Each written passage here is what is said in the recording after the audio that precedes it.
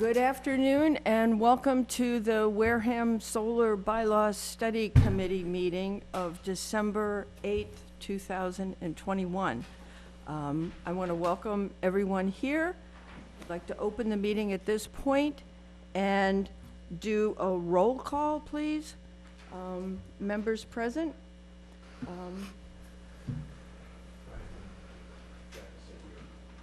Linda Rinta.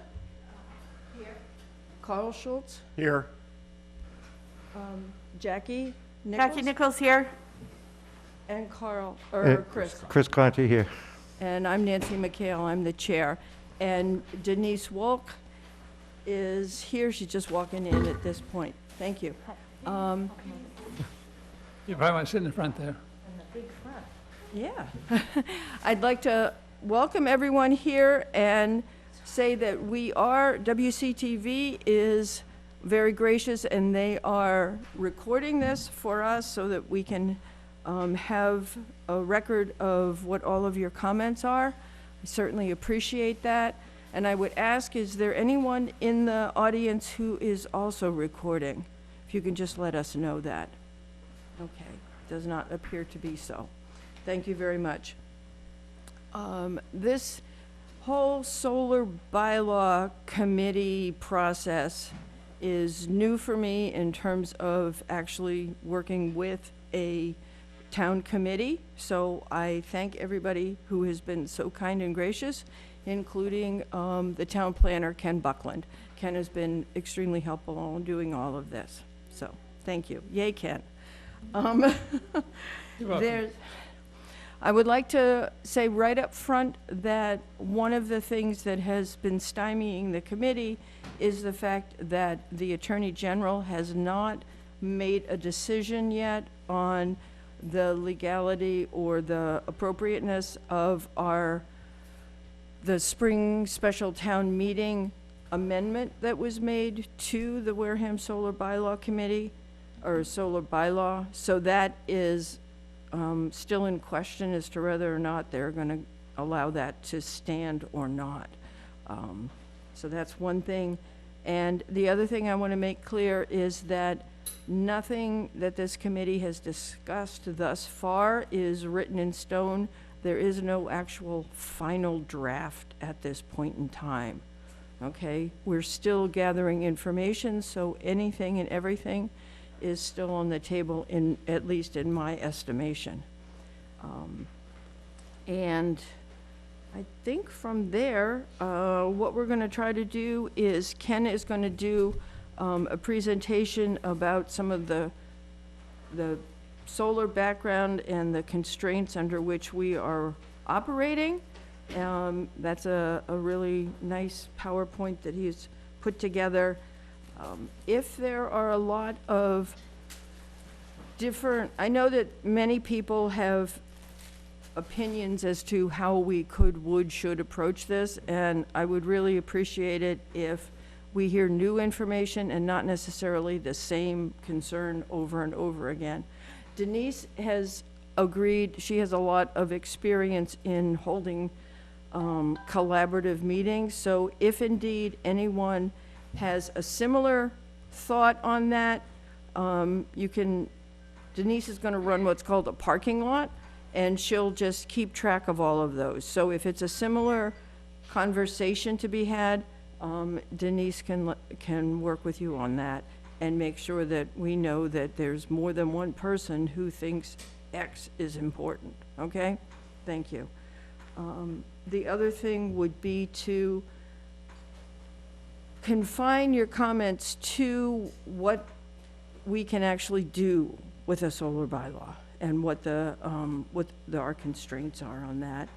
And the other thing is to know that this is not a public hearing about any specific project, so we can't take testimony for any of those things. So if you have specific concerns about the specific projects, this is not the place to air those questions, okay? And as always, I would expect nothing from my fellow citizens except civil discourse. So, thank you very much. And I am a bad offender. I am going to turn my sound off, and I would appreciate it if others did so as well. Okay.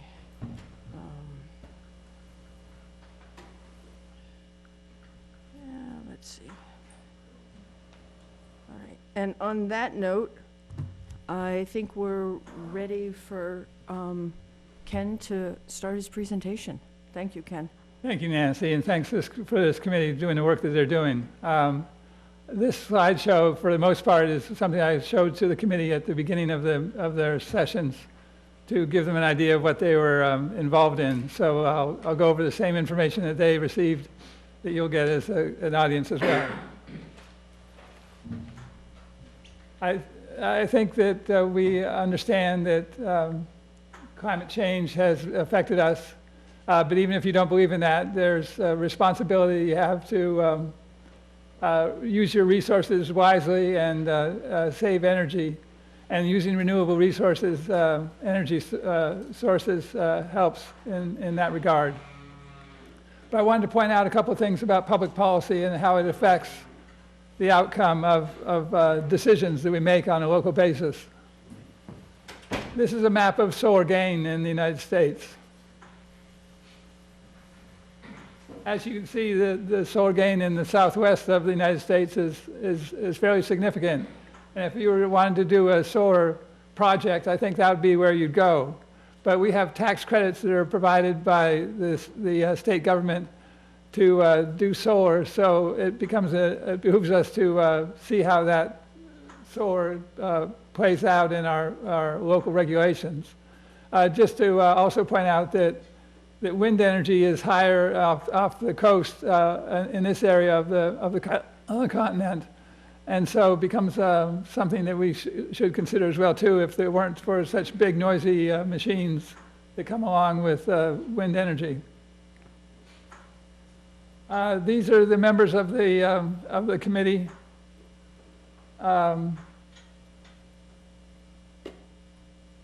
You know them well at this point.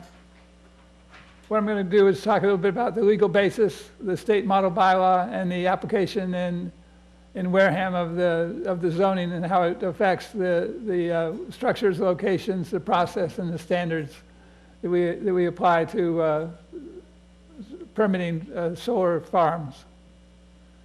The references to solar energy in the zoning under state law, and we're enabled by state law to create zoning.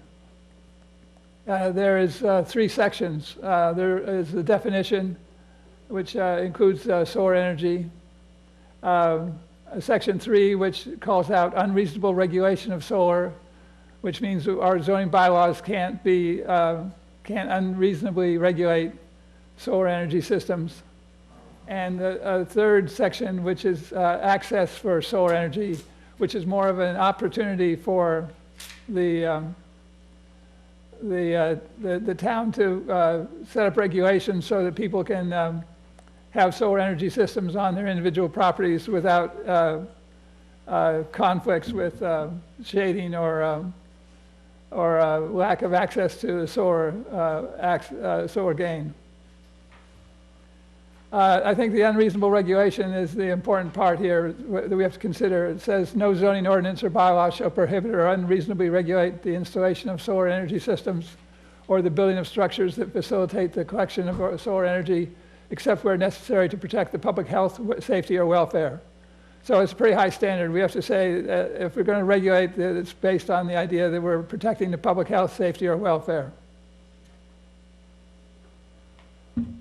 They encourage the use by saying that you can protect solar access by regulation of the location of buildings, the limitations on vegetation, and that you may exempt solar energy systems from setback requirements or building heights, so that or lot coverage restrictions, so that you can put in ground-mounted solar systems, or put it on roof-mounted solar systems, or put on the canopy systems that you see over parking lots.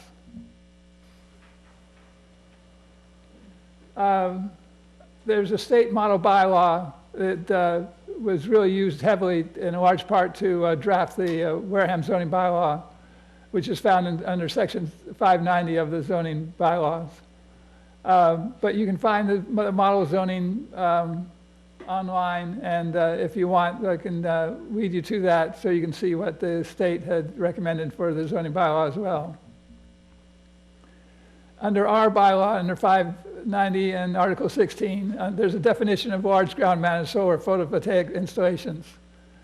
And that's a system that is on the ground but not roof-mounted, so we're not restricting roof-mounted systems with a minimum nameplate capacity of 250 kilowatts DC. This is a standard level of 250 kilowatts DC is the system size that the state has said it makes it a large system, a large-scale system.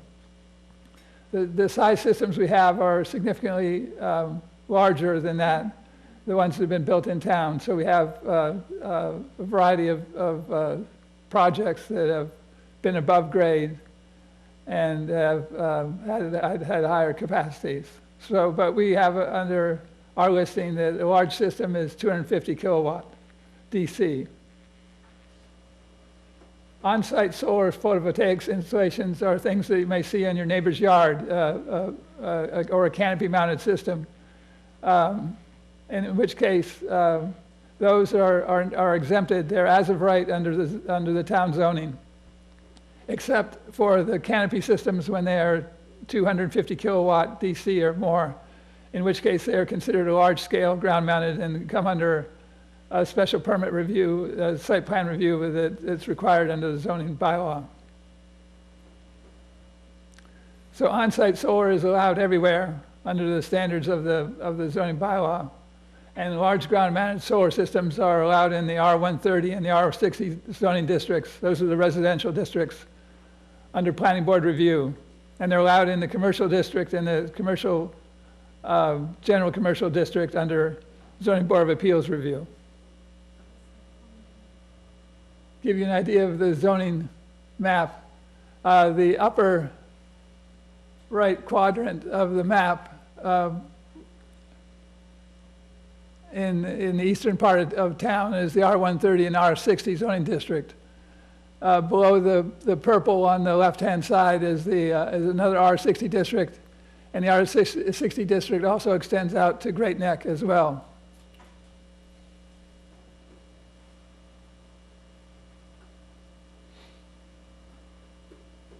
So the review process is that it gets a planning board site plan review special permit for the R130 and the R60 zoning districts, and a special permit by the zoning board of appeals in the commercial districts. The standards for on-site solar require that you comply with the Article 10 landscaping, that you meet the setbacks for accessory structures, that there's no glare and no excessive noise that would affect neighboring properties. The standards for large ground-mounted systems are higher. There's the size of the lot, the minimum vegetated buffer of 50 feet, perimeter fencing, operation and maintenance, some licensed by the utility company that say they're going to use the system, that it's screened from view, that there's limited lighting, that there are no signs, that there's underground connections where possible, underground utilities that is, that there's sound control, that clear cutting is kept to a minimum, that setbacks are adequate for glare and noise, and that a bond is put up so that when they shut down the system, that it can be decommissioned and recycled.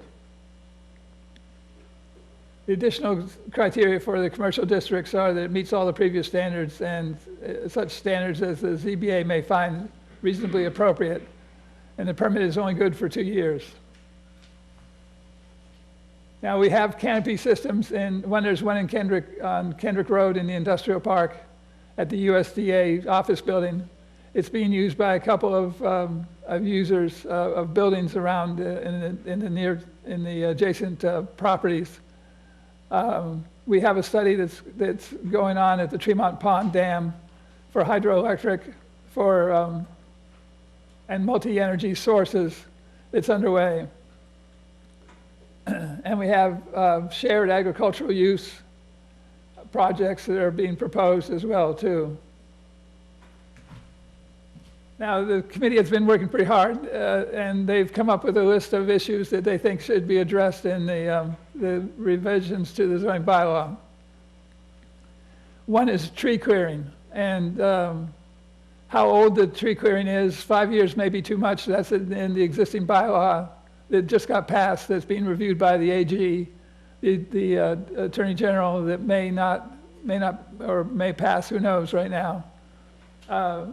We found that there is a 2-year requirement in other bylaws in towns that have been accepted by the AG. So we may have the minimum of requirement that the clearing have taken place 2 years prior to the application for the project. And the amount of clearing involved as well, too, may be something that gets included. And in clearing, what we want is not just mitigation for the timber, but mitigation for the habitat value. Battery storage systems are more common now. What we want to do is manage the hazards associated with the lithium batteries, which there's a serious fire hazard associated with the heat of when one of these burns out of control. There's the impacts of the access roads to the solar fields, fencing and noise. It may be that we don't require fencing when it's not needed, so we maintain habitat value and corridors, wildlife corridors through the areas.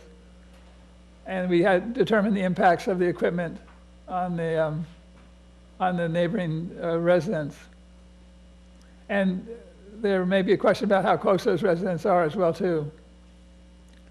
We want to allow agricultural in multiple forms under the underlying use of the property, and somehow have multi-use, shared use as part of the projects that come forward and can be allowed in town.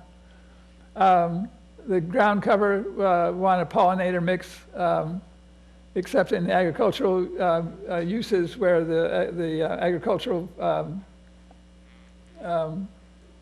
products would be what would be in the mix that is growing underneath the solar panels.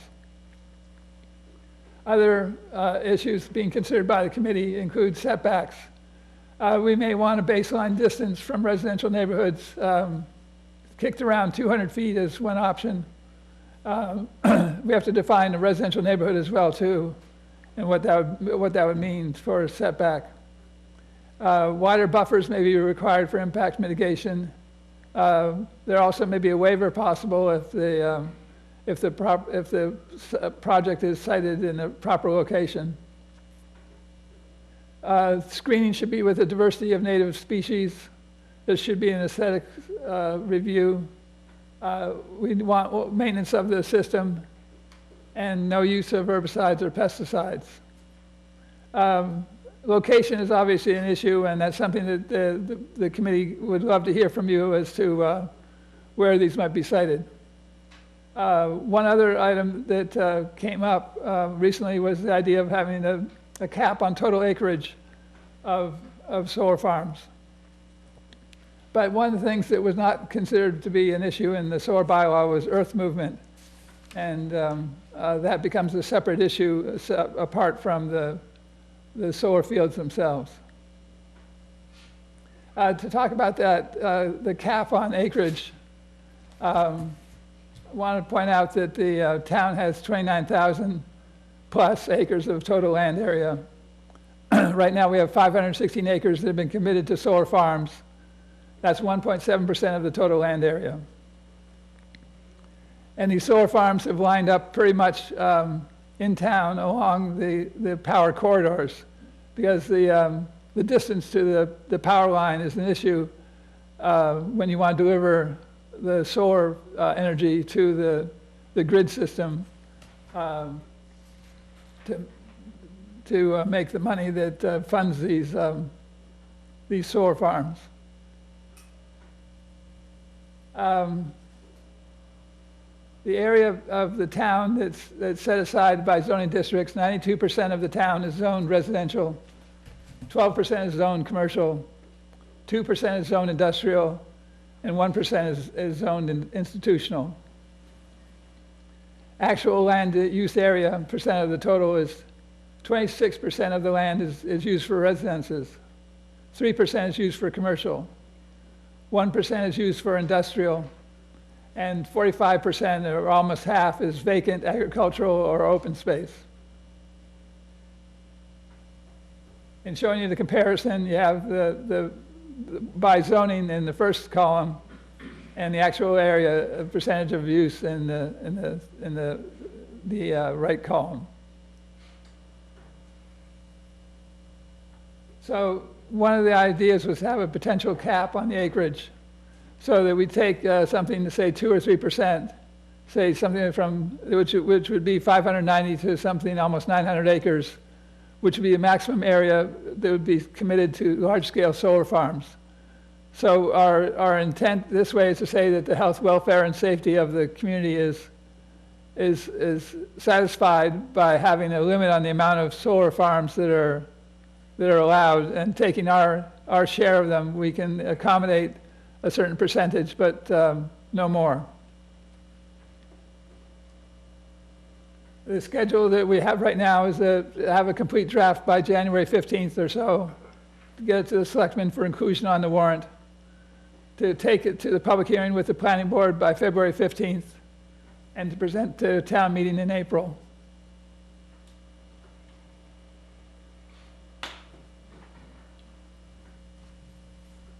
Thank you very much, Ken. Thank you, Ken. Thank you, Ken. Does anyone have any questions for Ken or for his presentation at this point? Yes, sir. With regard to Excuse me, would you come up to the microphone? Make sure the green light is lit. green light is on. Take Tom off Bickey. your mask so that The we question can- I have relates to the cap. I've read a bunch of the model bylaws and the various town bylaws, in fact, the ones that you referenced, and it doesn't appear that there's any scientific basis for putting a cap on, and I might suggest that you look at the total electrical usage of the town and then determine how much solar you would need to produce that energy, and then make that the cap. And then you can go out and tell people, Wareham is a green community because 100% of our energy is generated by solar or wind. You'd have to obviously put a correction factor in there for less than peak solar output, but you could very easily calculate that, and you'd have a scientific basis to argue that this should be the cap. Wareham shouldn't have to generate power for other towns. Then we can use Wareham's bylaw as a model for South Plymouth and Carver and Middleborough and say, you need to bring your solar, generated power up to Wareham's so that we're not supplying you with power and you're using fossil fuels and other sources of energy to generate power. So that's my only comment. So have you given that any thought? No, but that's a good idea. Okay, thank you. Okay, excuse me, sir, could you just please identify yourself? I did. I did at the beginning. Thomas Bickey, B-I-C-K-I. Thank you. Madam Chairperson, I have a question for the commenter. Yes. Mr. Bickey? Mr. Bickey? Look, I had a question. Would you please come back up? Thank you. Just to clarify, when you said that the total energy used by the town, you mean by the entire town, not just the town? The entire community. Not the administrative? No, I mean the entire Thank community. you. And you could get that information from Entergy, Thank you. which, just as a sidelight, since I'm already up here, I might just want to comment, because I think it has relevance to green energy. I spoke with an engineer from Entergy a few weeks ago, and he told me that they're planning to build another nuclear power plant in Plymouth after the one that's currently being decommissioned is torn down. So they're fearful that they don't have enough energy generation and to meet peak demands. And so they're going to use federal infrastructure money, which is, there's money targeted for nuclear power plants. So I'm fearful that if we put restrictive solar bylaws in place, we're going to end up with another nuclear power plant in Plymouth run by Entergy, which has a track record of being a horrible nuclear manager. So just keep that in mind, because all the bylaws say we're supposed to be promoting solar energy. And if we write a bylaw that's restrictive, we're going to end up with another nuclear power plant in Plymouth. So just keep that in the back of your minds as you go forward with the bylaw. Thank you. Thank you, sir. Is there anyone else who would like to comment on the solar bylaw rewrite in any way, shape, or form? Certainly.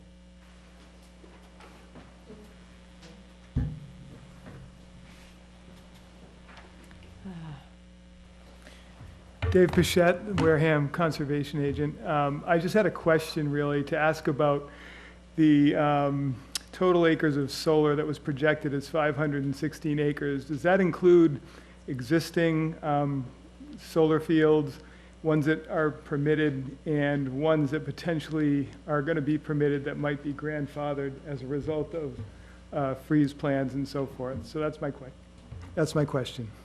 It's only the ones that are permitted at this time. Okay, so that actual number could be much more significant than what is presented to us. Absolutely. Okay. Yeah. Very good point, Dave. Thank you. Anyone else have any comments or concerns that you would like the committee to address? Mr. Swenson, thank you very much. Appreciate it.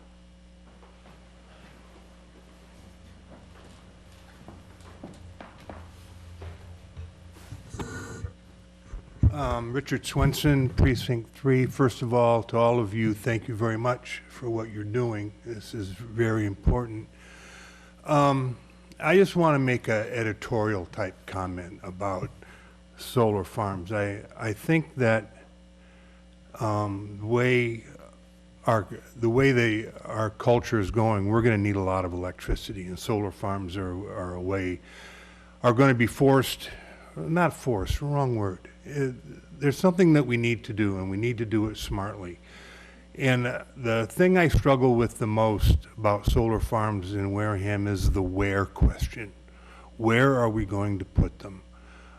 Where are we going to put them that aren't obnoxious to the people that live here?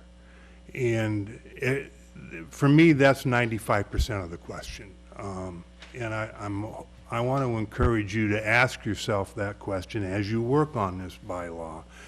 Are you really going to be able to control the where we do it? I find it odd that we have so much R130 space in this town where we can put solar farms. And I think that we need to get a little more granular about that. And that's just one idea that I have. And that may require a lot of work and new zoning maps and things like that. I don't know. But my only comment is to always ask, are we defining where we're going to allow these to be? Because for me, that's the most critical thing. Yeah, so that's all I have to say. Thank you. Thank you. Yes? Come on out, please.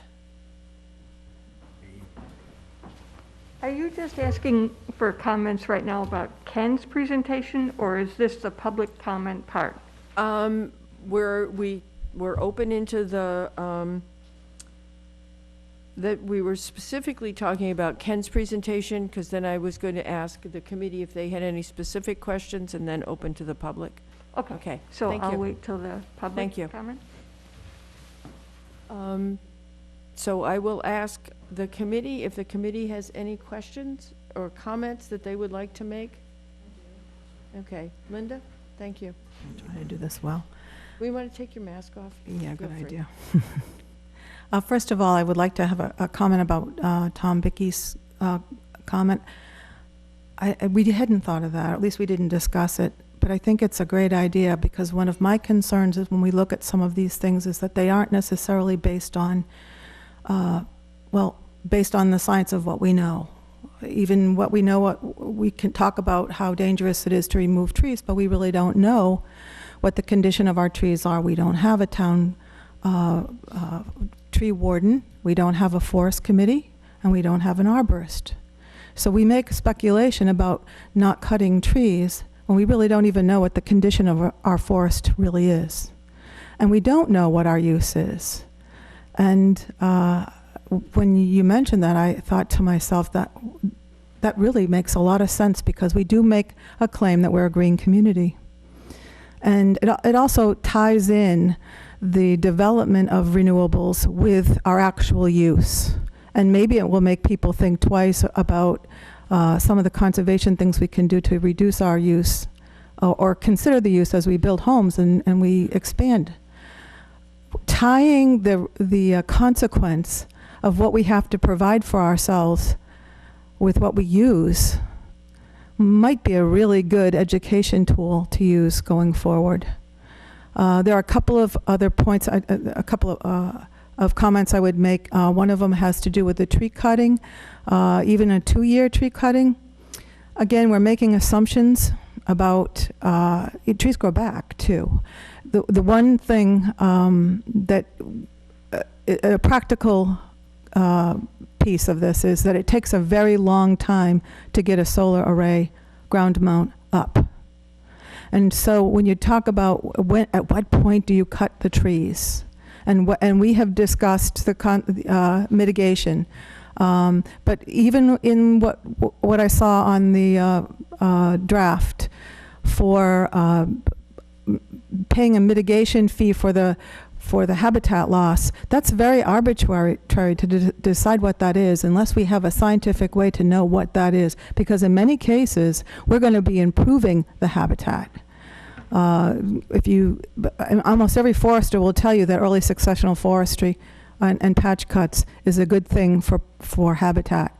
Pollinator work that you saw in there, that's really good for habitat. And when we try to put a dollar value on what the habitat loss or gain would be as a result of putting in solar, there are many solar arrays that could actually improve significantly the kinds of habitat that we need. So I guess I really like the idea of tying our development with what our use is and knowing what those numbers are. And I think that we, going forward, need to think about knowing what our forestry numbers mean, what's real and what isn't. Frankly, we have a lot of dead wood in our forest, and we are not managed. And we use the bylaws that prohibit the removal of trees or no touch, and no touch without management is neglect. So I would say that there's a lot we need to know before we start requiring people to pay a mitigation fee based on habitat lost or and how we manage the tree cutting. Those are important things, and I don't mean to take away from them, but I think it needs to be based on real facts and and a real inventory, and we don't have an inventory. I was surprised to learn we don't have a tree warden, and I don't think there's another community around that doesn't have a tree warden. But that's all. Those are my comments. Okay. Thank you. Carl? I have nothing to add at this point. Thank you. Denise? Before we start the public comments, I'll walk you through how to do the parking lot. Okay. Thank you. Chris, do you have any comments? No comments right now, thank you. Jackie? No comment right now, thank you. Thank you. And I'm very interested in hearing what the public has to say, so I'm going to turn it back to Denise to have her walk you through the parking lot. So using a parking lot construction is fairly simple. I'm going to put at the end of the tables some Post-it notes, and there'll be some pens. I'll put them on either side. What we would ask is if you have a very repetitive comment, and we're hearing the same thing 4 or 5 times from different people, or if you would like to add something that's off topic, for example, earth removal, which is not in our charge to deal with, but you feel passionately about that and you would like to have your voice heard, we would ask that you write it on the sticky notes leave your name and an address or an email where you can be contacted, and we'll put that into the record. But in the interest of being able to hear every voice and honor everyone, this is one way to gather your input so that we can move the meeting along. And once you've written on your sticky note, you could just put it on the table, and then people could come up and look at it if you'd like. Does that make sense? Any questions about that process? Okay, thank you.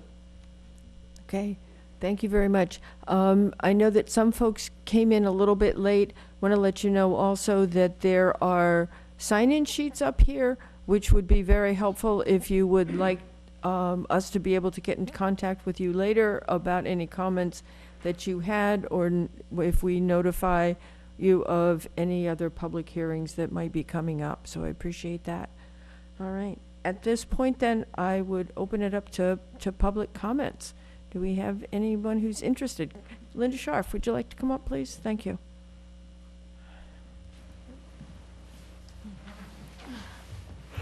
Thank you. Linda Scharf in Onset, Precinct 3. Thank you very much. One of the things that Mr. Swenson mentioned was about where solar is going to go, and I don't know if the committee is familiar with the Cape Cod Commission's solar screening tool. So that is it's something that's online. It's actually, I think, on YouTube and also, a few other places, but it has a lot of different overlays. I think it's, I don't remember now whether it's just Cape Cod or a further area. But anyway, it has good considerations about the kind of land that's there and how to make some informed decisions about where to put your solar fields. And they also, you probably know, they have the model bylaw for large-scale ground-mounted solar that has a lot of good questions and considerations in references to lawsuits that have been won or lost. So, don't waste your time on certain things. You mentioned something, Linda, about no tree calculations for Wareham. Some places do have that. I saw one that was in Mashpee, and that was done by the Massachusetts Office for Coastal Zone Management, and they do have a South Coast region, and they do that. I wanted to ask about the pilot agreements that are often made. One of the things that I saw said that there's an outdated law that allows commercial solar projects to be exempt from paying municipal taxes, and that a lot of the solar applications, the people haven't been paying personal property taxes on their equipment. Is that something that's factored in, or is it a question I can ask? You can ask, and I will ask our town assessor if she's willing to answer. Thank you. Hi, I'm Jackie.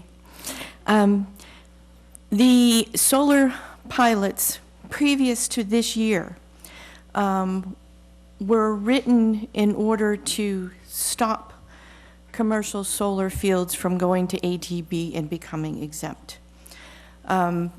There is the old law on the books that was being interpreted by ATB to make a lot of these commercial solars exempt. The climate change bill law this year changed that so that the large commercial solars are no longer exempt. So the reason we were writing pilots before was to try to stop them from taking us to ATB and becoming exempt so we could still get money from them. We only have a couple of solars that are exempt, and they're exempt for different reasons.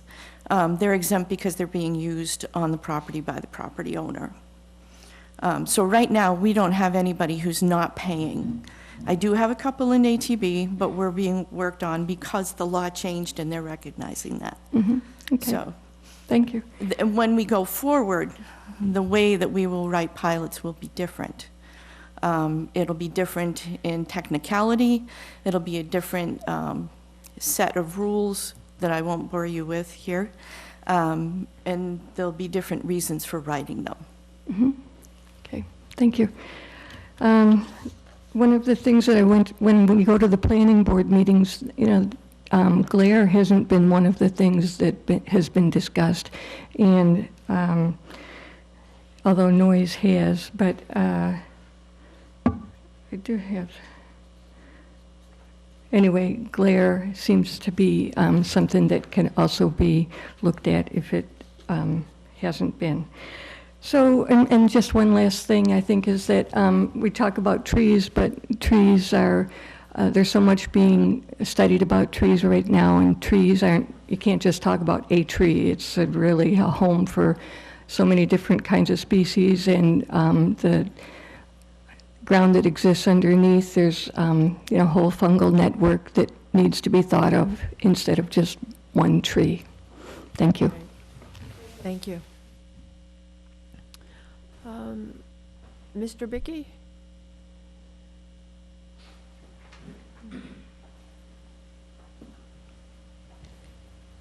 Thomas Bickey. Just a couple of comments with respect to siting. We have a lot of undeveloped land where solar field could potentially be put. However, realistically and practically, as we saw in the earlier map, most of the sited facilities are located near transmission lines. So it might be something to consider that you might identify transmission corridors where the impact to non-producing land, disturbance is minimized, and maybe give priority to those corridors where the least amount of non-productive land would be disturbed. And that would make it financially more agreeable to developers and to the utility companies that are going to be utilizing the power.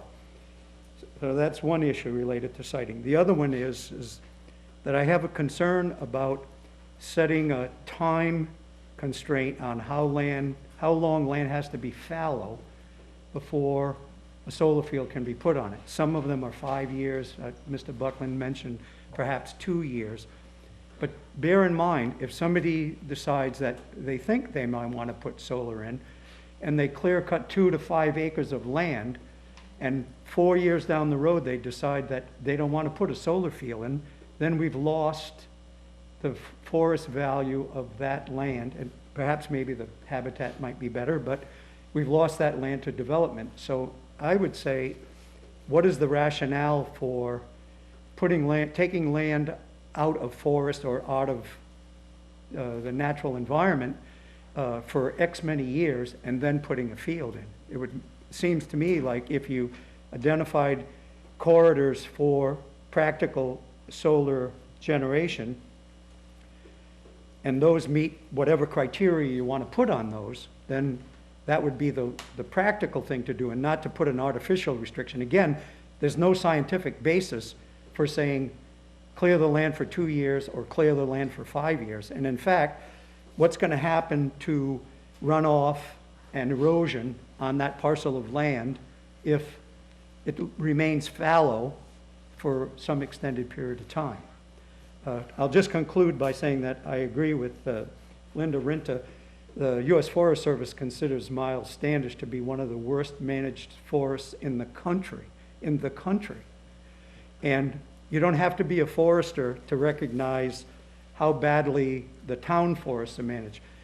Anybody with no forestry background at all just needs to drive down Indian Neck and Stillman Road and see how badly Minot Forest is managed to recognize that the functional value of that as a forest leaves a lot to be desired, and I think we can do a lot better. So that's my comment. Thank you. Okay. No, come on. You were first. Kind of raised our hands at the same time there. Yeah. You're being a gentleman, thank you. Thank you. Mike Mercier, also Conservation Commission. Can you, thank you. And speak uh, into the thank mic, you, and speak into actually. the microphone, please. Thank you. Okay. Mike Mercier, also Conservation Commission as well. I got two questions here. It's my understanding that solar panels themselves, the actual panels that will sit there and collect the energy from the sun, they don't last very long. They maybe last 20 years, if that. Is that going to be addressed in this bylaw, or would that be on the companies themselves? It's my understanding that the bylaw that we have currently and any bylaw that we would put forth for town meeting would have an operations and maintenance plan also, and that there would need to be some sort of a decommissioning clause in there as well.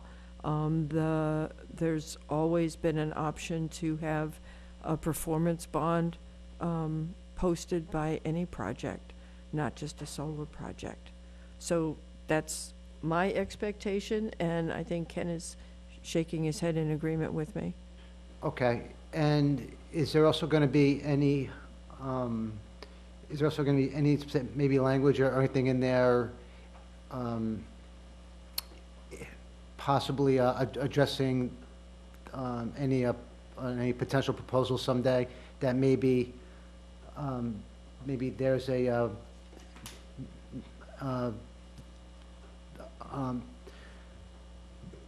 any say we'll just say any language in there someday that any language in any bylaw I'm sorry, I know I'm not probably getting off there, but will there be any language in there that will address the potential for any proposals to put any decommissioning of those solar panels themselves? If that makes any sense. I know I'm probably not. Well, we would have some sort of, there's already information in there about decommissioning. Okay. And that if there's supposed to be bonds posted, so that if a solar developer walks away from a project, that the town is not held liable, or stuck with all of the process. Okay. The costs of that sort of thing. Yep. Our current bylaw does have verbiage in there regarding decommissioning and what's required. So you can take a look at that to see what there's there, and if there's anything that's not in here that you're thinking about. Yeah, because I think what I'm concerned about is someday we'll just say there's like a solar panel here, and there's a nice little piece of land over there, and the company will say, you know what, I think I'm going to chop that piece of land there so I could plot my solar panel there. That's all. And so they could put new panels up on the site here that could last, say, another 20-something years. That's all. So that would be a new solar project and would have Correct. to go through all of the other stuff that is required. And then also that would have a decommissioning process as well, All right. so. Okay. That's just what I was concerned about. Okay, thank you Yeah. very much. Thank you. But you should take a look at it, and if there's something in there that you want to give us more information on, check us an email or something. All right, will do. Thank you. Terrific. Next.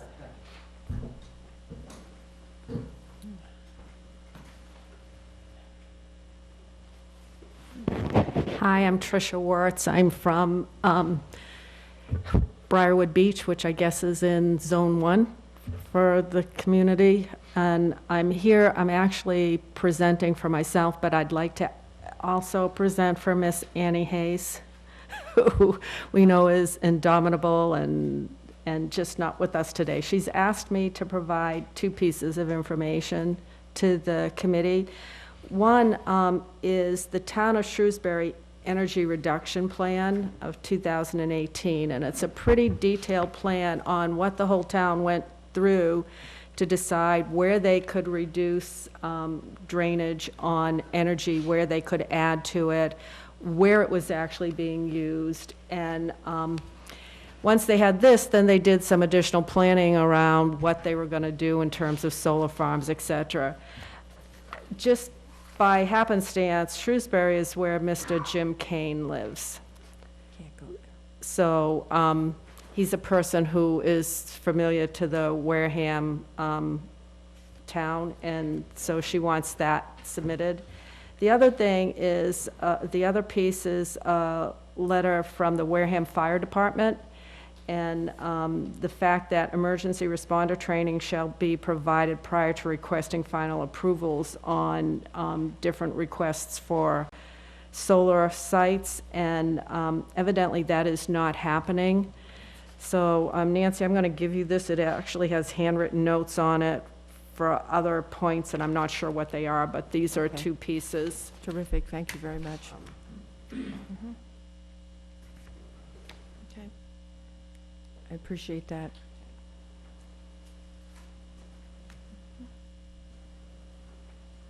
And then from my own personal input, sometimes I've been accused of being too general or too vague, and I'm probably going to be a little bit more general now. I think this committee has you all think you have a very serious job. I think it's even more serious than what we often consider. So I come out of the technology field where product is obsolete in 5 months. I have had battery companies as customers. I've had computer companies as customers. I've had big companies for customers. Duracell, for example, has been a customer. And the technology industry is so good about releasing product and technology before it's mature. So they'll sell it to some place like the town of Wareham, and then by the time you agree on it, the product is 3 or 4 more generations ahead. Maybe that's okay when you're talking about computers, but I see the same type of behavior when it comes to solar farms and the solar technology as a whole. And just in the year or so I've been involved, there's been a number of issues that have come to the forefront now, every week, every month, that have not been considered even by the state or maybe even by the federal government to a degree. And we really have to look at what they are, because they will destroy our little town. And for example, we have some potential solar fields right now that have, you can look at the Carver laws and rules and cases on the poles that are being put in the ground, poisoning the aquifer, and having those pulled out. Aquifer and what goes in the aquifer and what happens in terms of how solar panels are placed in lands, especially wetlands, especially land over the aquifer that provides what we drink, what we live in, is crucial. That didn't come up when we were first talking about solar. We have more and more concerns about industrial sites going into residential neighborhoods. And so I think the committee needs to look at what a clear decision is on what is residential and what is industrial. I cannot tell you the number of people who have said to me, I bought here because it was nice, I bought here because it was country, I bought here and now I'm being inundated with industrial. And it will come to a point where it will hurt the town. It's hurting individual people in terms of their value of some of their properties now. It will expand. So I think this committee needs to look at the difference in those definitions. And I think the process of approval needs to be really re-looked at, and not only just process of approval, but an ongoing process of management for industrial sites. Because we hear time and again, oh, we're just going to put it in and we're going away.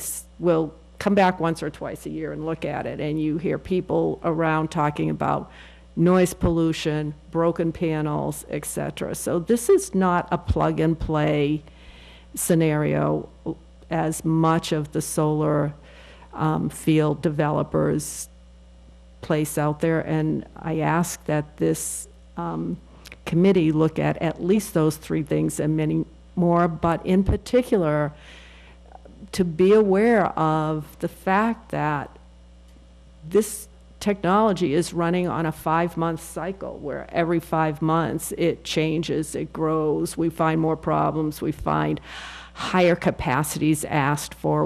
I mean, you look at the Carver News again about the size of the residential battery location that they're putting in there and basically comparing it to a major bomb, and it's being put right in the middle of a residential area. So you all have I commend you for taking on the project. I think what you have to address is substantially larger than what we've looked at for bylaws in the past, and I would ask you to take on that task with the most solemn attitude that you can. And that's it. Thank you. Thank you very much.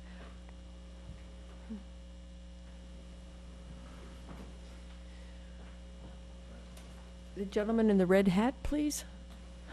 Thank you.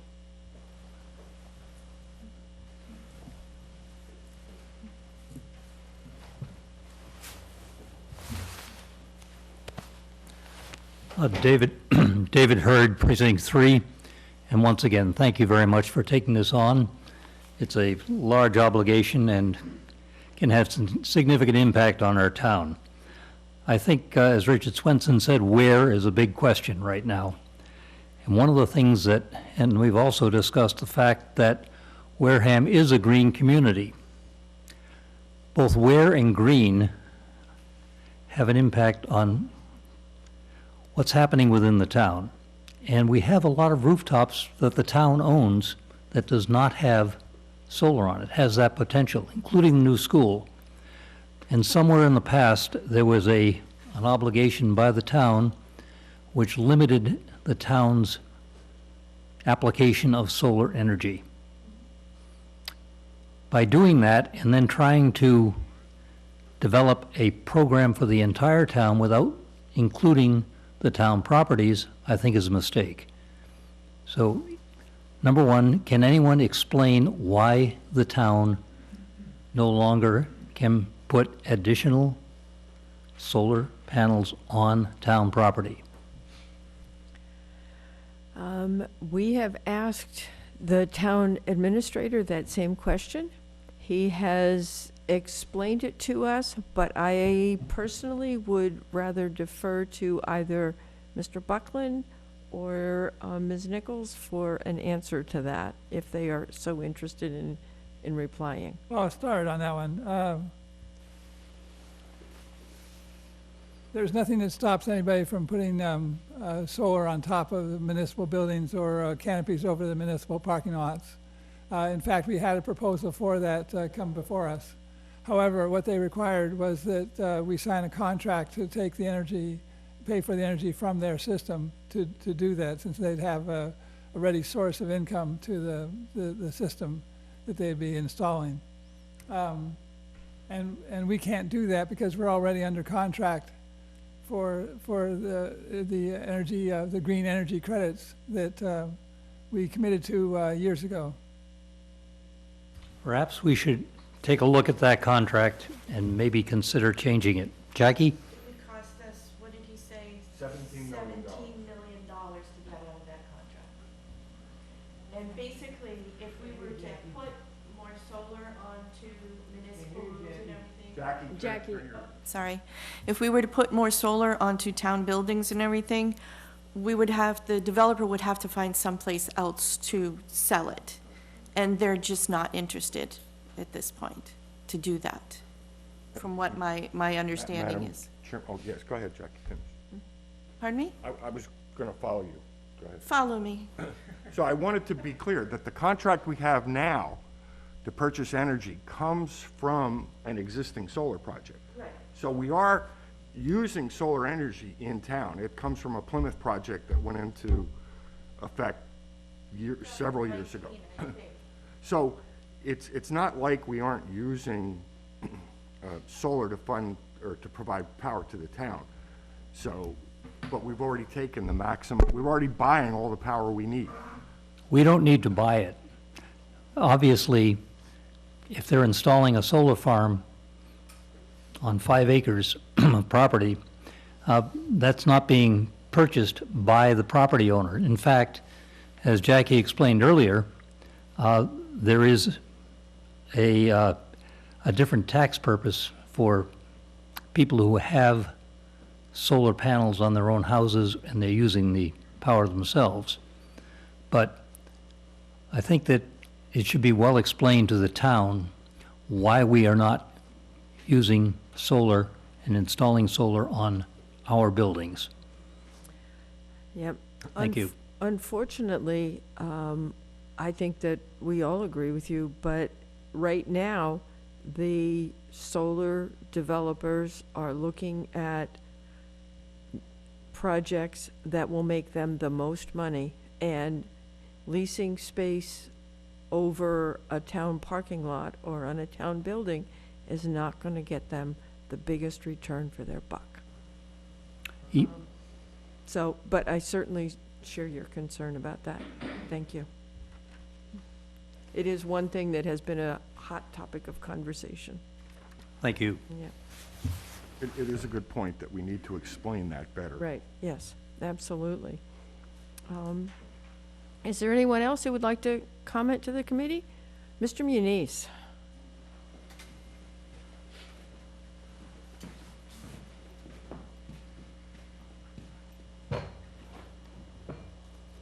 I want to thank everyone for stepping up. And earlier in the presentation, we talked about zoning in the town.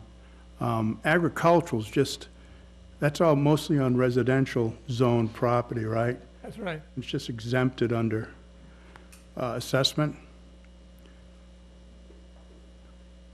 It's still residential property, but it's exempted. There are a lot of cranberries and fields and so forth that are enlisted in the chapter land. Correct. Which does get a reduced assessment Right. for tax purposes. Most of it's on residential zoned land. Yes. Which we've zoned. So we have a very minimal amount of industrial, commercial land and institutional, minimal. Am I correct? That's correct. So basically, all our solar fields go on residential land, which may have a tax reduction because of the uses. Not once solar goes on it. Once it's moved into a Correct. solar, then it's moved out of chapter. Correct. From what I can remember off the top of my head, we have one solar field that just went online that's in the end of an industrial park. And we Right. have the small carport solar, so to speak, over at the USDA. No, that's correct. Those are the only two that I know of that are industrially zoned. But what I'm getting to is, we were talking about where can be put, as far as zoning and residential, so how do you define the residential if the majority of the land in town is residential? I mean, does it have to be a house next to it in order to? I think I get what you're getting at, Yeah. Jim, was when we were talking about how far away from residential neighborhoods we were talking about locating things. Correct. Okay, we're not talking about residential zoning, we're talking about neighborhoods. And that's one thing that Ken said, that we do need to fully define what is a residential neighborhood as opposed to just residential zoning. Right, and how you affect other property owners abutting the land which may be used for Right. solar or other That's uses. exactly what we were talking And about. just so you know, I am pro-solar, and I think we need to incentivize installing it in places which are already developed somehow, if we could. We've talked about chapter lands, and what would 40B be? Is that forestry? That's supposed to be managed? What's forestry fall under? 60. 61? So that's supposed to be managed, so when you manage it, you have to have a plan and have a plan on how you're gonna harvest and utilize it. Do we do that? I mean, is that implemented?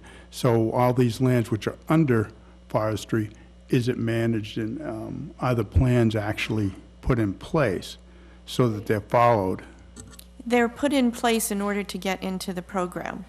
Right, And it's a 10-year forest management Right. plan. and, you know, this is just, and we talked about, I mean, some of our large conservation groups like Audubon, they pretty much like to leave the land as it is. So the plan is no plan besides clearing what you have to maintain trails or whatever. If storms come through, you might just leave things where they lie. They're more sanctuary. So, you know, what's best, I'm not sure. I know there's a commodity with size and scale for developers. There's maximum development sizes, I believe, of, is it 50 acres, Ken? Or so many megawatts, if you could, through you? No. There's no particular size related to the, Of a solar field, what it can be? what it can be, no. Yeah. We have them at 75 acres, it's some of the larger ones. Okay, so I was mistaken there. But, you know, what's the best? I don't know. But I am, you know,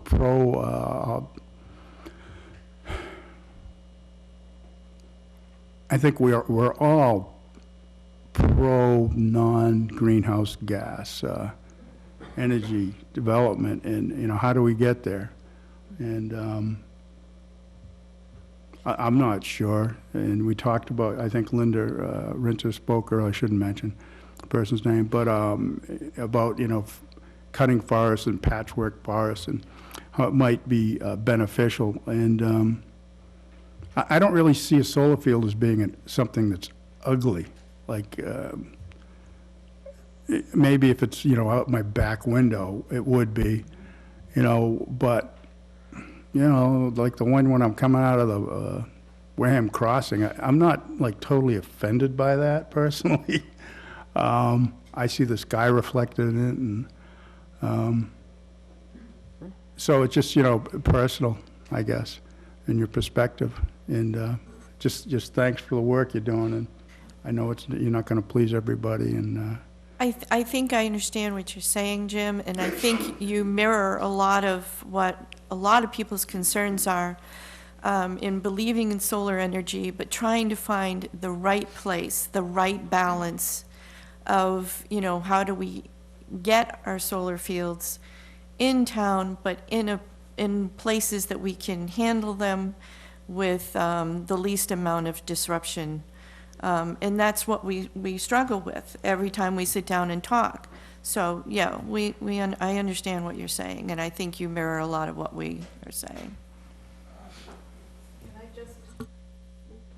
We talked, and what I think you might be referring to it is something like an overlay, and I think that was also in this, or at least insinuated in the Cape Cod guidance document. And we kicked it around, and I can't remember why we thought it wasn't a good idea. Maybe you remember, Ken, but not having an overlay district where we actually said this would be a good place to develop solar as opposed to other places. That's still under discussion, as a matter of fact, that hasn't been lost as an idea. The Cape Cod Commission, something like a performance standards of location, so that it meets certain criteria for you to be acceptable as a solar field. It's still in play. Because there's another part of that too, which is that when they install a solar installation, the developers are required to upgrade the infrastructure that supports that. And it's not just project-specific. There's actually hundreds of thousands of dollars that have to be invested in the infrastructure. I bring that up because I have been without power twice, in the last several weeks now, and for extended periods of time, because I happen to live in an area where the infrastructure is really, really bad. But, but you're right. You're absolutely right. And the improvements are for the users in that whole area. I would love to see them. I target areas where the infrastructure needs improvement because it's infrastructure that the town of Wareham doesn't have to pay for, and Eversource is clearly not paying for. So there are some advantages in being in that area, even though you may not like the way it looks. It sure is nice to have hot water. But, so I like the idea of an overlay, but I know that was controversial or something. We had some reason why I like it, the idea, but. I think you'll end up circling around to that again, I'm sure. Yeah. Again, nothing is off the table, and it's all about the public comments, and that's why we're here. Thank you. But yes, we're all struggling with where, when, site, How big, how small? Absolutely, absolutely. Thank you. Thank you, you're welcome. Go Pats. Yes. Mr. Lentella.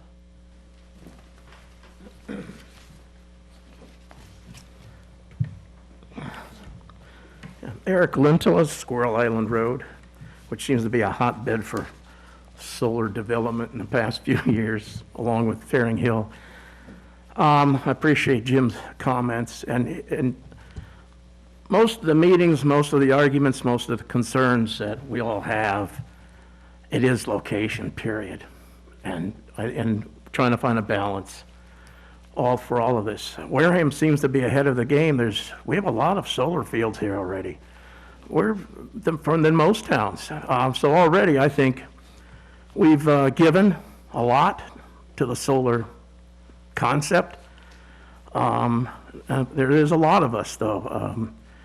They're cutting more trees down faster than they're growing on this planet. And most of us don't want to see any trees cut down, especially when we see some of these places have gone into and wiped out pristine forests. Trees are an issue, and location. That's it. That's the only point, because we can go on on that. What's important I wanted to bring up is something that hasn't been mentioned.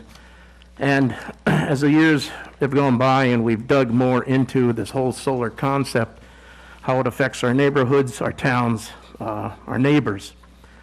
The town of Shrewsbury seems to be well underway in developing solar bylaws for a lot of specific reasons. And something we have not brought up here is in relation to our historical preservation of certain sites and indigenous sites, et cetera. What this committee might want to do is invite the historical commission. We have a historical commission, district commission and historical commission. I'm not quite sure why they're separate like that. But if I can just read a very short paragraph, and this is from the historical commission from Shrewsbury. They are deeply now embedded with the planning board in developing bylaws. And I'll just read the main thing about the protection of these type of cultural sites.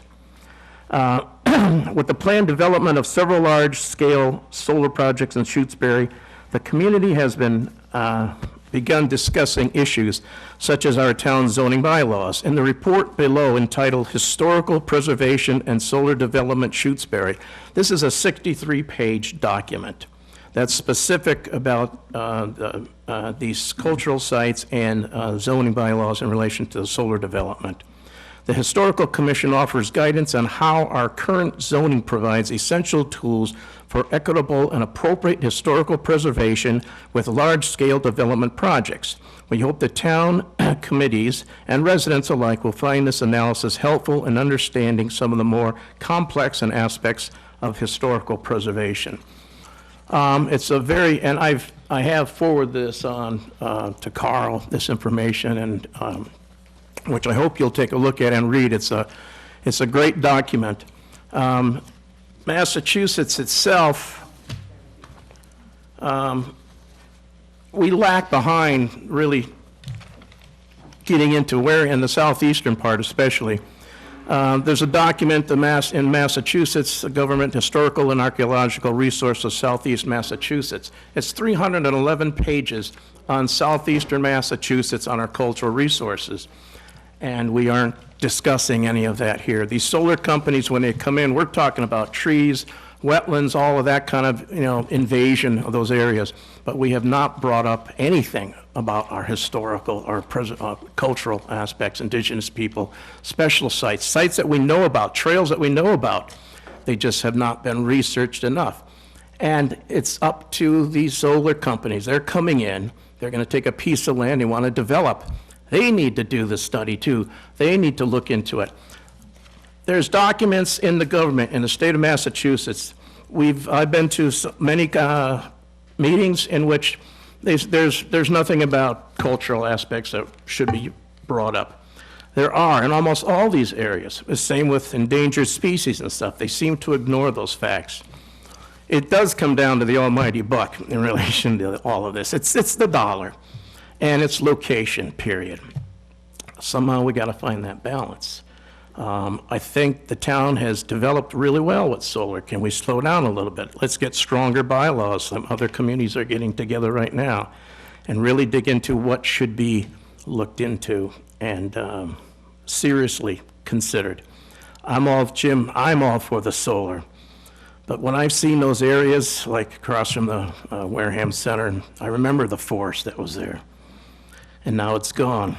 I am an artist. I do enjoy certain aspects. I love the wind turbines, but it is about location. Same with the solar panels. There are sites, there are locations. These can be, it's complicated, I understand, but other sites, abandoned sites, I see them all the time. There's not empty sand pit. Why not? Why can we not develop something that does suggest some of these locations? I've suggested enough. The end of Squirrel Island has a great sand pit out there. Dirt bikes are out there all the time, and God bless them, they got a place to go. But what a place to develop. And they can still go out there. There's plenty of land. Anyhow, location. Thank you. Thank you. Eric, I believe one of the committee members has a question for you. No, I actually would appreciate a link to the report that you've spoken about with the historic sites. Denise, I sent that to Oh, everybody. you did? Okay, Yes. I apologize, I hadn't seen my email. I brought them with me just in case. But most appreciated. I do appreciate very much considering the cultural aspects of this as well. You know, this land belonged to the Wampanoag long before we were here. And it's important to consider those cultural implications while we do our work as well. So thank you for bringing that up. They've had a quiet voice up till now. Thank you. Thank you. Madam Chairperson, I would like to make a comment. It's sort of a theme that's been going through. We talk about the community and the impacts of the community, and we talk a lot about the solar companies, but there is a third party involved in all these transactions, and we say, why aren't we putting it at the sand pit at the end of Squirrel Island Road? The landowner has a part in this as well, and if the landowner themselves don't see it in their best interest, they're not going to put solar on their property, even if there may be a developer that wants to. So we have to remember that there are landowners, and by the way, as a town, we have to worry about their interests as well. So the landowners are a third or fourth party to this whole thing we have to consider. Thank you very much. I just want to make a note that we have this room until 5, so if there's, a lot of folks who want to continue to just talk, we can do that. And further, I want to save about 10 minutes at the end because the board is going to need to vote on a few other things. I believe the gentleman in the blue sweater was next. Thank you.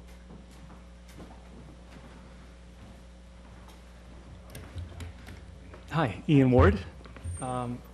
Just wanted to highlight the agricultural component of the opportunity here. And there can be a challenge, and this could be looked at as an opportunity. And it's something that what you're doing is setting kind of a benchmark for both local, regional, and potentially national policy as it comes to how we develop solar arrays and what components are sort of required to do so. And one of those components that I'm an advocate for, and I hope that you appreciate looking into, is on the agricultural side and conservation side. Because agriculture, the future of agriculture, in my mind, is regenerative agriculture. It's building the soils, it's following NRCS standards and specifications, best management practices. And even from a conservation perspective, if there are some baseline things that folks do, you can raise the bar. So you can say business as usual was blow out a bunch of trees, put in some roads, planting some nominal amount of plants, call it good. Well, you can set the bar higher than that. You can say if you're going to do it this way, then we're going to expect this end result. This is what you're going to plant for pollinator species. This is what you have that opportunity to sort of provide a framework in your bylaw that allows for technological advances, because as was alluded to, technology does change every 5 months. So if you make it too restrictive, you might be hamstringing yourself for the future. So if you keep it a little bit broad, allow for technological advances, and if you allow for innovations when it comes to land use, that would be really a good policy to have. So for instance, no one had contemplated solar on water, but there's policy in the SMART program right now that allows for floating solar or photovoltaics over man-made ponds. Man-made ponds, you can use 50% of that surface area. Not a bad idea. It wasn't an idea 5 years ago, it is now. So that's something that your bylaw should at least allow for or speak to, is innovations as they come up. And there could be a permitting authority that looks at it, but there are groups, there are state groups, State Department of Agriculture, Department of Environmental Protection, and the national initiatives that are coming down that talk about dual use specifically, solar over agricultural land, which there is a decent amount of here, agricultural land in Wareham. So to the extent that you can look at that separately, or at least make an extent like you have already, that may be different than a conventional solar array. And if you have promoting pollinator habitat or soil aggregates when it comes to regenerative practices, that could be deemed as you get a pass on this or that, or maybe you don't get any passes. But this is our bar. You want to have solar in this town, this is the way you do it. Thank you. I'm sorry, I didn't catch your name. Ian Ward. Thank you.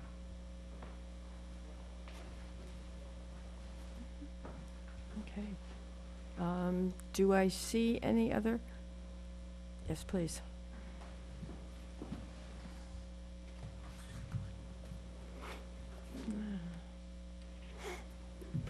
Kathy Pappalardo, Fearing Hill Road, Precinct 5. I have a couple of questions. Isn't the state in the process of updating the state's solar bylaw? I thought they were rewriting it to bring it in line with... The state, to my knowledge, is waffling at this point because there's so much coming down the pike at them. There, as recently as yesterday, there were legislative hearings about solar, and there were probably 20 bills that are now before the legislature. So to have them rewrite the solar bylaw model, I don't know that it's going to come anytime soon. It may not even come in my lifetime. I don't have a lot of hope for that. The Cape Cod Commission model solar bylaw came out in the fall, and that one I think is extremely helpful in terms of, having some guidance. The other thing, the current solar bylaw for Wareham, if I remember correctly, doesn't even mention battery storage. It does not. It doesn't say you can, it doesn't say you can't. They're not even mentioned. I would urge you to take that into consideration with a new solar bylaw, to either ban it totally or put it with very restrictive conditions on it, since we know in the neighboring town, there is a project that is going through the approval process, and it's 128 of these gigantic battery storage systems going in a residential neighborhood next to cranberry bogs and a trailer park. And knowing it's going in the town next door, you know they will be looking for land around here. I would urge you to consider totally banning large-scale battery storage systems, and you can define it by the number of units. I know the current solar systems that I have gone to meetings about, without getting into specifics, all mention battery storage systems. Some of them have 3, some of them have 4 on the properties. I don't know that they've worked with our fire department at all, and these are in residential neighborhoods. Okay. And I'm not going to echo all the other statements. Thank you. Can I just speak briefly to that? And then I believe that Mr. Buckland has some comments he would like to make about your comments about battery storage. One of the issues with the large-scale battery energy storage systems is that energy doesn't necessarily come from solar. So that makes it not a solar-specific issue that can be addressed in this bylaw. But so if indeed there's a need or a desire for a battery energy storage system or alternative energy bylaw, that may or may not need to be addressed separately. do we have a bylaw for wind? No. Okay. Mr. Buckland, did you have a question or comment? Just that the state is looking for the solar projects that come through now to have battery storage involved with them as well, too. Mm-hmm. They look to have the combination of the uses. But a So, battery storage system all by itself is something separate. But if it's not specifically for solar, then it couldn't be addressed in this versus we want to come in and put in, we have a piece of land and we're going to put in, 100 battery storage systems. So unless it's for solar, there's nothing we can do. Well, we regulate it under the zoning that we have now. That restricts the use that would, if it's not defined in the zoning bylaw, it's not an allowed use. Yeah, I don't know that they're in there. Since, Does that mean if it's silent, it's not allowed, right? Jackie, you're off. Sorry. If it's silent, then that means it's not allowed. Okay, so if it's not mentioned in there, which it's not right now, then it wouldn't be allowed unless we specifically allowed it? That's right, and the same thing goes for the wind turbines. There was an attempt to adopt a bylaw, and it was in place for about a year or so before it was stricken from the zoning that allowed wind turbines. Oh, okay. well, I do remember at one of the planning board meetings, I brought up this subject because the proponent of this certain project was putting in battery storage system, and at the planning board meeting, I brought up and said, in our bylaw for zoning, for the solar, it never mentions battery storage system. Doesn't say you can, doesn't say you can't, doesn't talk about them. It's accessory to the use that is being proposed. Wow, that's a large category to allow it, considering what they are. Anyway, please take those into consideration. Thank you. Ms. Wertz?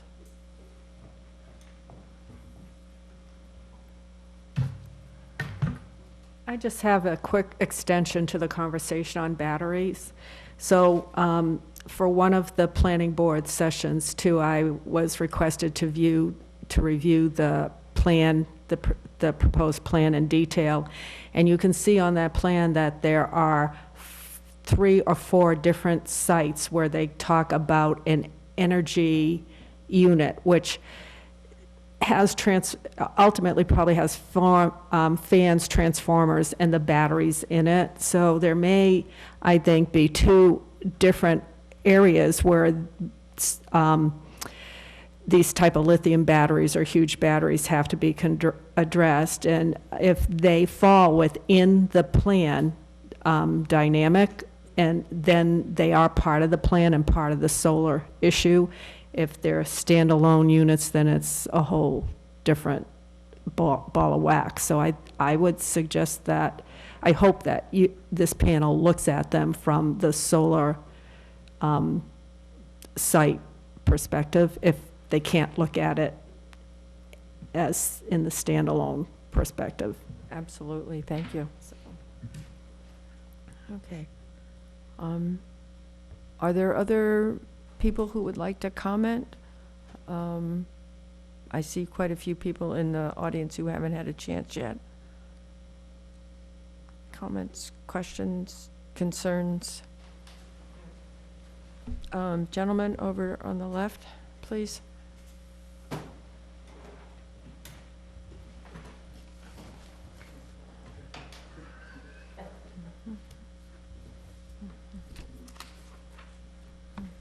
Hello, I'm Peter Beaton. I'm a cranberry grower.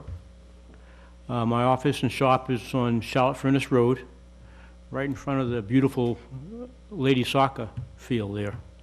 It's a great location.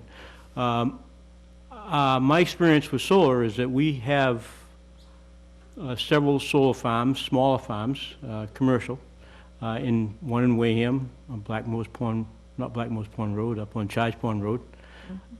And we have one in Carver, two small ones in Plymouth. I've worked with solar developers now and I'm a farmer. I go out to bogs every day. I love what I do. I know most of the growers in this area, and they all want to protect their farms. And I just want to offer some type of security, some kind of comfort, and I know you guys are going to do a good job. And I think we should have a good, strong bylaw for solar. But I've worked with several developers. I've worked with towns, and I like the reservoirs. I like the fish. I like everything about the bogs. I love the bogs. All right, and everybody, conservation departments, and the solar developers, they've gone very, very concerned about protecting the neighbors, the communities. We prefer not to have anybody looking at our farms, at our solar panels.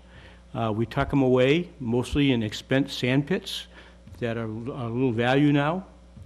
And it offers the industry, the growers, a little bit of extra safety net for marketing conditions that we endure. Almost too much recently, and we do want to protect the farms, protect the families, protect the community, protect the environment. And every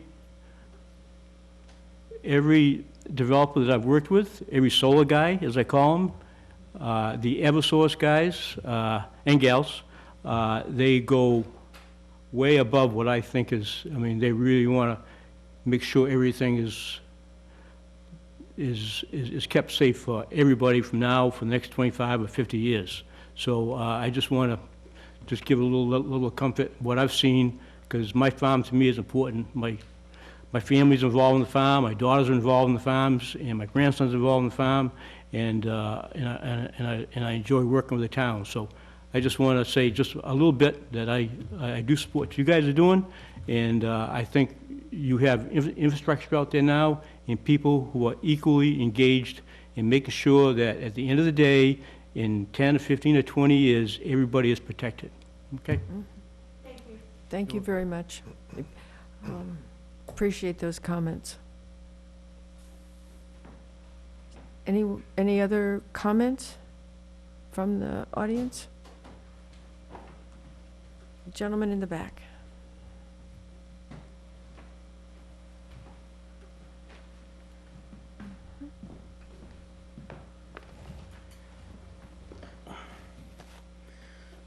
Good afternoon. members. And I do applaud you for the time you're spending to try to create a bylaw that will be fair to both stakeholders as well as the constituents of this community. I would like to make a comment to the... And you are, sir? My name is David Fletcher. Thank you. I would like to comment on the points that some of the other attendees have made regarding the battery storage units. Just to make a clarification to the members of this committee. I don't know a lot about it, but I know a little, some. I have a solar farm myself. I have leased land to solar developers, as Peter has. And when we put these solar farms, when they were built several years ago, battery storage was in its infancy. As one of the gals had mentioned, this technology is rapidly changing. Well, at the time that they installed these arrays, battery storage wasn't efficient enough for the companies to employ it into the designs. So after the fact, they've realized, after the operation of these arrays, which again are still really in their infancy stage all the way around, they've noticed that they generate peak power between 10 and 2. They dramatically fall off after 2 o'clock, and they generate little between 7 and 10. So what happens is when they reach peak, the power that the panels produce it actually has to be held back and not released into the grid. So in a sense, peak power is that the panels are producing it's not consumable, because if they were to put it into the grid at these peak sessions, it would overpower the infrastructure that they're plugging it into. The idea of the battery storage is to capture what they can't funnel into the grid at peak session and then release it into the grid after hours at night when the panels produce nothing.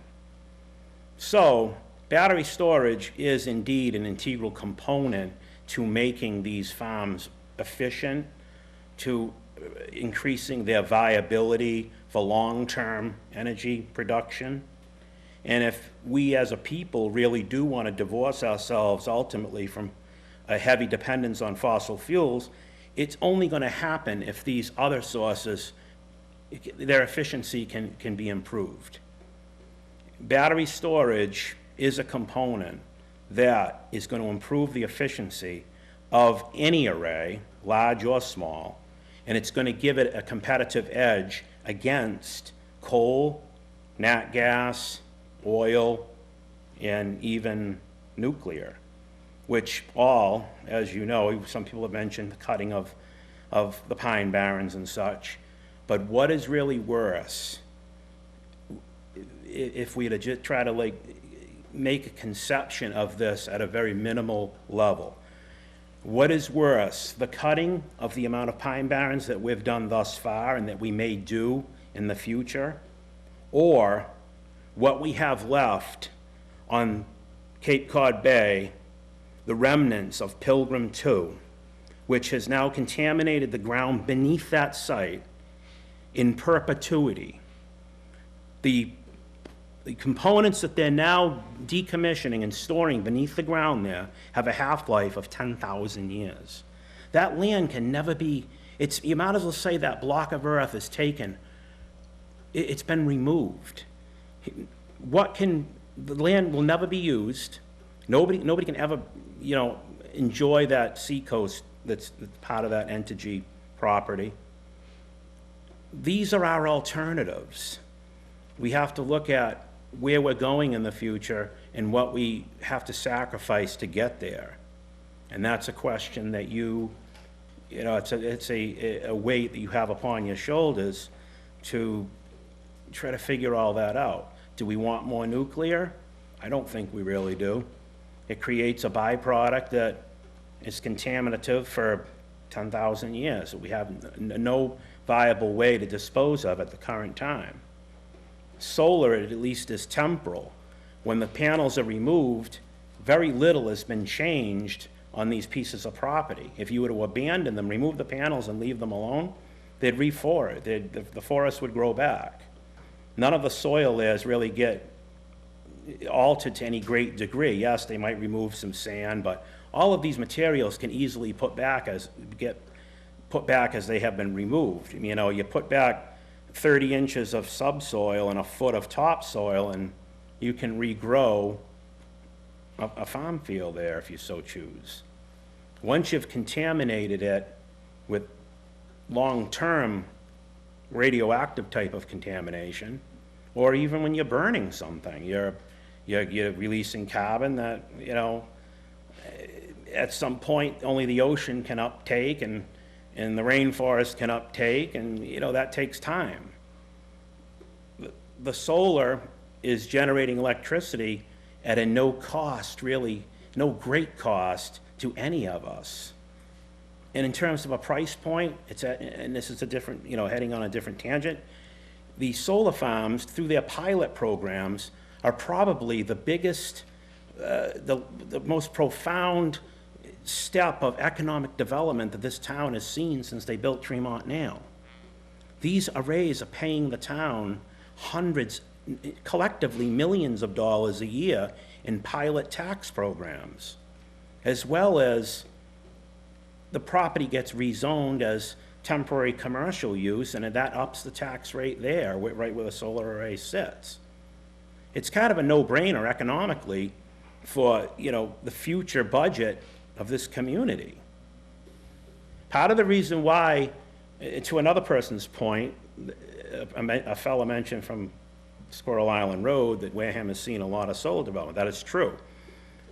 To clarify that, it's because Eversource East, the company that distributes our power, has to meet the climate change demands, has to purchase at least 10% of their distributable energy from renewable sources.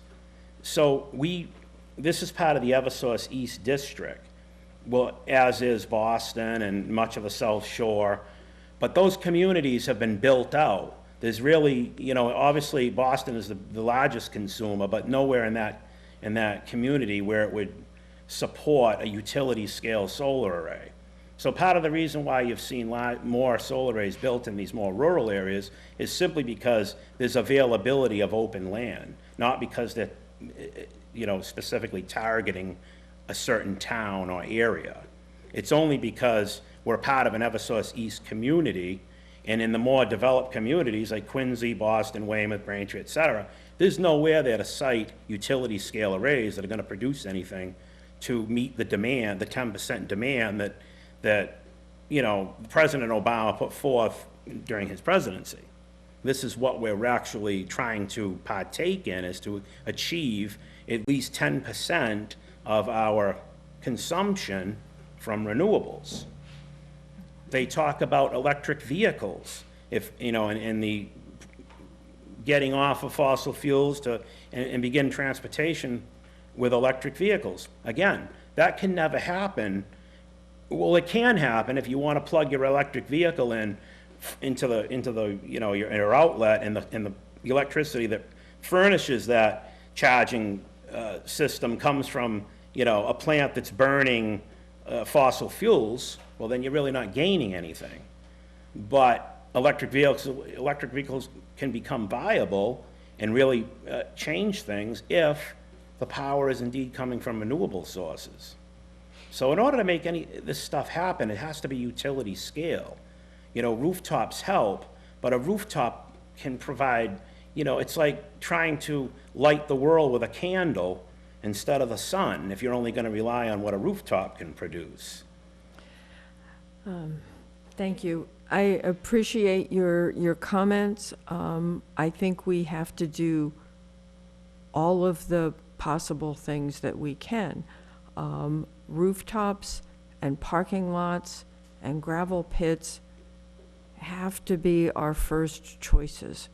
Cutting down the trees and destroying the habitat that make our community part of, I mean, they're part of our community. They're part of the living environment. They're a majority of the reason why most of us live here. I believe that quality of life and the benefits that those individual trees bring to each one of us is important and worth preserving. And back to, I want to circle back around to the battery storage question. I understand that they are part of the system and part of making it efficient. But more importantly than that, what they are is they're important to the developer, to the solar company in terms of increasing their profit, because they will hold that energy until there is a need and they drop it into the grid at the highest possible price. So all of those factors figure into the battery systems anyway. So yeah, I understand about, you know, during those peak hours, they get more than they necessarily could use. They still could feed it in, they just wouldn't get as much money for it. Yeah. Well, that is true only to a degree, though. They can't feed in more than what's being consumed at the moment. From a electrical practical engineering standpoint. Right. They wouldn't, huh? No. So, you know, it's one of those things where there's so much to be considered, you know, that I applaud the growers who are putting things over sand pits. I think the sand pits are the exact perfect way to put them. So, anyway, thank you for your comments. Excuse me. Mr. Fletcher? Yes. You're part of the Blue Wave project, right? Correct. Okay. By the way, that project was really nice. Are you doing another project as well? We may. You do? Okay. Have they added battery storage to your existing one? No. No, because it was built before? Correct. Okay. But maybe the new one? Right. Gotcha. Thank you. And the reason, again, they want to improve the efficiency of these things. Right. You know, that's, at the end of the day, if you can't produce the power efficiently, Right. nobody's going to want to partake in it. So, Mr. Fletcher, the battery storage that would be considered like with your next project, so to speak, that would not be the same as what she was talking about, which was just the standalone. No. It's two different things, right? Okay, thank you. Trying to learn more about this, so thank you very much. Thank you. Do we have anyone else in the audience that would like to comment? Because we're right up against the time here. Okay, so seeing none, I would like to open it back up again for quick last board comments, if anybody has anything that they want or need to say at this point. Yep. I just want to thank everybody for coming today. I know this was kind of in the middle of the day and everything, but I really appreciate the fact that you took the time to come out, and also to the people who emailed me in advance and submitted information. Thank you very much for being part of the process. Yeah. Did anyone else have any comments they'd like to make at this point? No? Okay. I also would like to thank everyone who came and participated in this. This was huge. There are so many times that there are outreach meetings and asking for public comment where 1 or 2 or 4 people show up. This, you know, the 23 people sitting here has made me happy. Thank you very much. Did everybody give us your name and contact? That's helpful to us as well. Okay, thank you very much.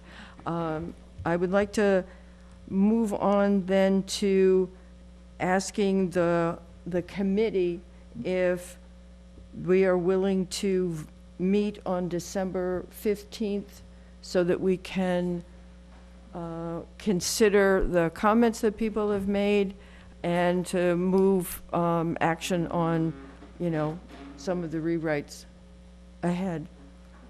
I'm available. Okay. Linda? Okay, terrific. All right. Can we have a vote then to change our next meeting to? all that stuff ahead of time, so I have a chance to. You got it, you don't have your. I'd like to have all of those comments ahead of time so that I come into the meeting prepared. I will do my best Oh, to you do get it. this summary out. You do a great job. So I'll work on that. I have the minutes from the last meeting, and I'll get this Okay. as soon as I can. Yes, so beforehand. Okay, so I would like a motion to have our next meeting be December 15th. So moved. Thank you. Will that Vote? be at 3 o'clock?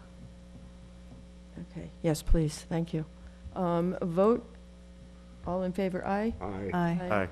Opposed? Abstain? Great, thank you. That's 1, 2, 3, 4, 5, or 6. 6 of us. Okay, terrific. I don't have any other business that we haven't noted or discussed. Ken, do you have anything to add? No, nothing more. Okay, fine. Make a motion to adjourn? Absolutely, thank you. Motion, or vote to adjourn? All those in favor? Aye. Opposed? Abstain? Pass. Thank you. Thank you, everyone, and thank you to Mr. White, WCTV, for making this possible. Yay!